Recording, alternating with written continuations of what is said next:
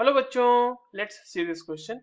The dihedral angle of H2O2 in solid phase is options are 111.5 degree, 90.2 degree and 94.8 degree, and the last option is 101.9 degree.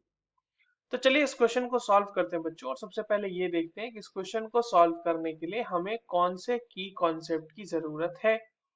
अब देखिए, ये जो सवाल आपसे पूछा गया है बच्चों, ये बेसिकली स्ट्रक्चर ऑफ H2O2 का सवाल है, और वो भी हमें बहुत स्पेसिफिक कह के बोला गया है कि हमें सॉलिड फेज में ही बताना है. तो अगर स्ट्रक्चर ऑफ H2O2 की बात की जाए तो ये स्ट्रक्चर जो होता है बच्चों, ये होता है ओपन बुक, सॉरी ये बुक ओपन लिख दिया मैंने, ये एक्चुअली ओपन बुक स्ट्रक्चर होगा. ओपन बुक स्ट्रक्चर होता है. तो चलिए एक बार इसको देखते हैं कि ओपन बुक स्ट्रक्चर कैसा होता है और कैसा देखने में लगता है वो. तो देखिए, ओपन बुक स्ट्रक्चर अगर हम ड्रॉ करें ना, तो जैसे ये ऑक्सीजन है, ये ऑक्सीजन है, यहाँ पर एक हाइड्रोजन लगा हुआ है और यहाँ पर एक हाइड्रोजन इस तरह से लगा हुआ है. Now this structure will have two planes present over here. देखिए, इस तरह से दो प्लेन्स आपके पास यहाँ पे मौजूद होंगे. एक प्लेन जो होगा वो इस तरीके से होगा. ये एक प्लेन हो गया हमारा, जिसमें दो ऑक्सीजन है और वो एक H है.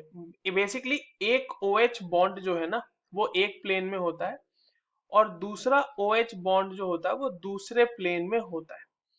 ठीक है. और जो ये प्लेन है, जो दोनों आपस में, ये दोनों प्लेन जहां पे मीट कर रहे हैं, वहां पर ऑक्सीजन ऑक्सीजन वाला बॉन्ड होगा. अब देखिए, ये जो दो प्लेन्स के बीच का एंगल है ना बच्चों, यही है वो डाइहेड्रल एंगल जिसके बारे में हमसे पूछा जा रहा है. तो अगर इसके पैरामीटर्स की हम थोड़ी सी बात कर लें, जो H2O2 के स्ट्रक्चर में पैरामीटर्स होते हैं, तो अगर ये सॉलिड फेज की बात हो रही है, मैं यहाँ पे सॉलिड फेज की ही बात करता हूँ क्योंकि सवाल हमारा सॉलिड फेज का है. सॉलिड फेज में ये जो डाइहेड्रल एंगल है बच्चों, ये होती है 90.2 डिग्री. ओके. ये जो आपको दिख रहा है OOH, जो एंगल दिख रहा है आपको, वो होता है 101.9 डिग्री. ये जो OO का बॉन्ड दिख रहा है, ये होता है 145.8 पिकोमीटर इसकी लंबाई होती है, और ये जो OH बॉन्ड दिख रहे हैं आपको, OH बॉन्ड की लंबाई होती है 98.8 पिकोमीटर. ठीक है. अब अगर देखो, यही हम सेम अगर इक्वेशन की बात करें या फिर सेम स्ट्रक्चर की बात करें, इक्वेशन तो नहीं होगा, स्ट्रक्चर होगा. सेम स्ट्रक्चर अगर हम गैसियस फेज में बात करें, तो बच्चों ये इस तरीके का स्ट्रक्चर होगा कुछ वापस से, है ना.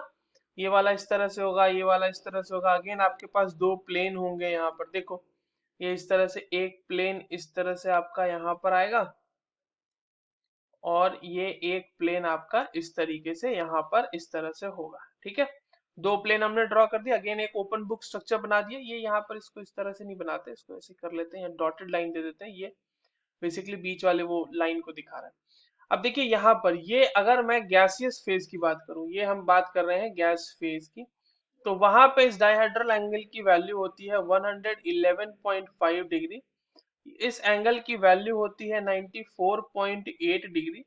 ठीक है. बाकी जो लेंथ होगा ये वाला तो थोड़ा बड़ा हो जाता है, 147.5 पिकोमीटर हो जाता है, और ये वाली जो लेंथ है ये 95.0 पिकोमीटर हो जाती है.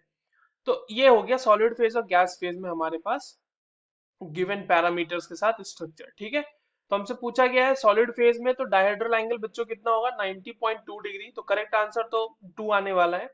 बाकी एंगल्स कौन कौन से होंगे वो भी आप स्ट्रक्चर देख के पता कर सकते हो कि 111 वाला क्या है, 94.8 डिग्री क्या है, या फिर 101 और 9 डिग्री 0.9 डिग्री क्या कौन सा एंगल है.